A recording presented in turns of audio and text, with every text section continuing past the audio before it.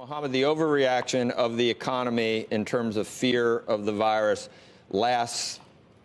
The duration, I think, that's what I'm trying to figure out. If it's 3 months, then I think, that's something that you can deal with. Is it only 3 months? Is it 6 months? How long does it last in terms of, because then you would see the good companies you're talking about would come back, and you could actually see a pretty sharp rebound in some of these things. When it comes, it is going to be such a sharp rebound. How long duration do you think? That's a medical question. Right. Okay, that's why I pushed back so hard 6 weeks ago as people said, oh, this is going to be a sharp V. We come down, but we go straight back up. I said, hell no. It's going to be a U that's going to feel like an L.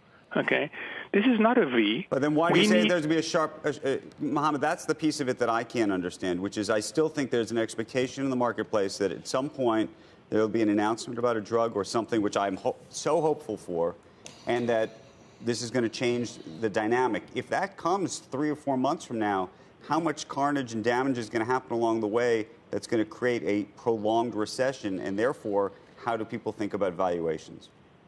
So I've written about this, and we've got to distinguish between the financial markets and the economy. The financial markets will react much faster. Right. Let's start with the economy. We are going into a global recession. Okay, we are going into a global recession. After what's been happening the last 2 days, we are going to see a spread of economic sudden stops. And the trouble with economic sudden stops, and unless you've worked, which I have, on fragile and failed states, the Sudan of this world when I was young, okay, unless you've worked on those countries when I was at the IMF, you've never seen an economic sudden stop. So the trouble with economic sudden stop is it's not easy to restart an economy. You've got to get people to re-engage. You've got to coordinate the restart. So the economic damage is going to last. That's why I believe that we are going to get a global recession. Financial markets are going to react much faster. And we are putting so much liquidity in these markets that when the green light flashes, and it will flash at some point, okay, we are going to have such a snapback. So the financial markets are going to lead the real economy. The real economy is going to struggle to get back, but it will get back. And the key thing is to ask what the circuit breaker was. We had hoped that policies was going to be the circuit breaker. That was the hope over the weekend. That's not going to be the case unless we get a real explanation of all the stimulus measures.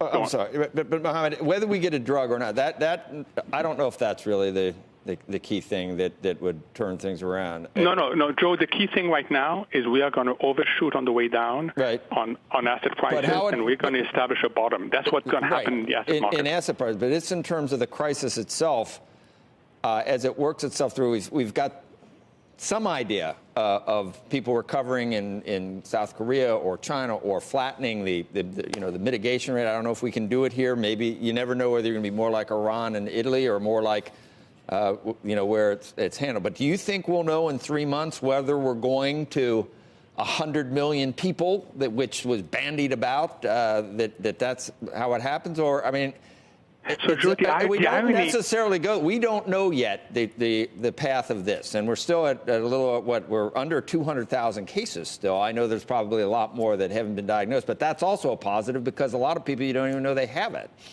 Yeah, but what has happened in the recent 48 hours? Italy, Boeing, Seattle, suddenly the market has been able to have a look at what the left tail looks like. Right. And the minute you can see what the left tail looks like, you're going to price the left tail. And then what fear does is gives the left tail a much higher probability than what it actually is. That's how behavioral science works. And you think the fear can get even greater than it is today? Oh, it's going to get greater. Okay. It's going to get greater. Okay, people are going to run to the shops. People are going to run to the shops. We're humans. Okay, people are going to run to the shops. So yeah. And then I turn on my TV and I see you guys social distancing. Becky is in New Jersey. You guys are in New York. Okay. I see company after company announcing all sorts of things. Ask, Andrew and I had that discussion.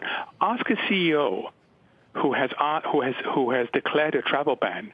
What does it take for you to lift that travel ban. Yeah. Hey, Mohamed, just on me being in New Jersey and the guys being in New York, we're all at work. We all want to make sure that we're still here doing this, but we just want to make sure, out of an abundance of caution, that we can make sure we're in 2 locations in case anything, if there was any sort of quarantine in any way. Yeah. And it's just redundancy. And every company is going to do that.